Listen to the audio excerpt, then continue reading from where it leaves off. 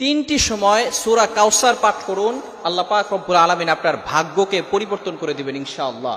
যদি আল্লাহ পাক রব্বুল আলামিন কেউ যদি এমন ভাবে আল্লাহ তাআলার কাছে দোয়া করে, তাহলে আল্লাহ পাক রব্বুল আলামিন তার ভাগ্য পরিবর্তন করে দিতে পারেন। আল্লাহ পাক রব্বুল আলামিনের কাছে ক্ষমতা রয়েছে, আল্লাহ পাক রব্বুল আলামিন চাইলে কারো ভাগ্য পরিবর্তন করতে পারেন। এজন্য আমরা আল্লাহ তাআলার প্রতি পূর্ণ ইয়াকিন রেখে তারপরে এই কাজটা করতে পারবো। যদি আমরা এই আমলটা করতে পারি, তাহলে আমরা অনেক বিষয় আল্লাহ তাআলার কাছে দোয়া করি, কিন্তু দেখা যাচ্ছে সেই দোয়াগুলো কবুল হয় না। এই ক্ষেত্রে যদি আমরা এই আমলটা করেও দোয়া করতে পারি, তাহলে আল্লাহ পাক রব্বুল আলামিন সেগুলো অ্যাকসেপ্ট করবেন, কবুল করে নেবেন। চমৎকার একটি আমল, তিনটি সময়ে আপনি আমলটা করবেন। এটি হচ্ছে 3 দিন, অর্থাৎ বৃহস্পতিবার, শুক্রবার আর শনিবার, এই 3 দিন আমলটি করতে হবে সূরা কাউসারের আমল। আমলটি কিভাবে করবেন? আপনি 3 দিন, বৃহস্পতিবারে এবং শুক্রবারে এবং শনিবারে, এই 3 দিনে বৃহস্পতিবার ফজরের নামাজের পরে 11 বার দুরূদ শরীফ পড়বেন, এরপরে সূরা কাউসার 129 বার পড়বেন বিসমিল্লাহ সহকারে, এরপরে আবার শেষে 11 বার দুরূদ শরীফ পড়বেন। এটা ফজরের নামাজের পরে একবার আমল করবেন, এরপরে আসরের নামাজের পরে আবার এই আমলটা করবেন, অর্থাৎ 11 বার দুরূদ শরীফ পড়বেন, এরপরে আপনি 129 বার সূরা কাউসার পাঠ করবেন, এরপরে আপনি 11 বার দুরূদ শরীফ পড়বেন। আবারও ইশারের পরে আপনি 11 বার দুরূদ শরীফ পড়বেন, সূরা কাউসার 129 বার পড়ে এরপরে 11 বার দুরূদ শরীফ পড়বেন। তাহলে এরপরে যদি আপনি ইশারা নামাজের পরে দোয়া করেন, আল্লাহ পাক রব্বুল আলামিন ওই দোয়াটা কবুল করে নেবেন।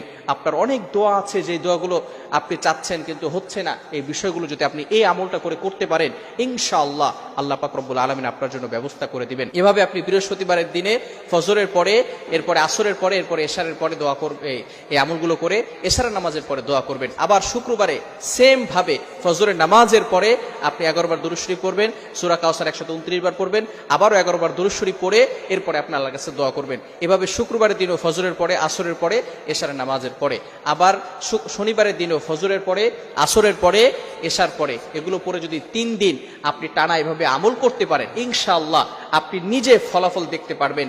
আপনার যেই দোয়াগুলো আছে, যেগুলো আপনি আল্লাহর কাছে করতে চাচ্ছেন, এই দোয়াগুলো আল্লাহ পাক রব্বুল আলামিন অ্যাকসেপ্ট করবেন, আল্লাহ পাক রব্বুল আলামিনের কাছে গ্রান্টেড হবে।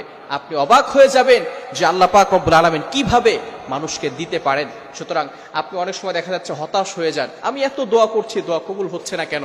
ভালো করে মনে রাখবেন, দোয়া কবুল না হওয়ার যে কারণগুলো রয়েছে, তার ভিতরে 1 নাম্বার হচ্ছে হারাম ভক্ষণ করা।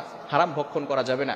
ইউর ইনকাম শুড বি হালাল, ইউর ফুড শুড বি হালাল, ইউর ড্রিঙ্ক শুড বি হালাল। আপনার অলওয়েজ হালাল হতে হবে, হারাম ভক্ষণ কখনো করা যাবে না।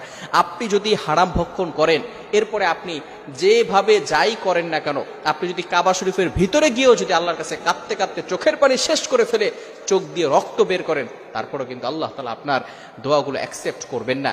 এজন্য সবসময় চিন্তা করা, হারাম কাজ না করা।